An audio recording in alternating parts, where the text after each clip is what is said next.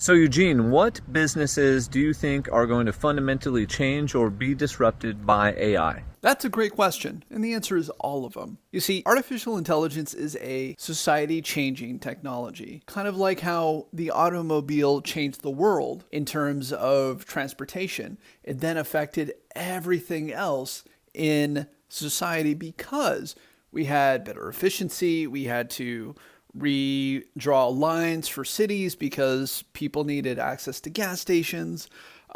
We started building sidewalks. We removed horse feeds. We redesigned society around this new technology that was making our lives more efficient. Artificial intelligence is doing the exact same thing.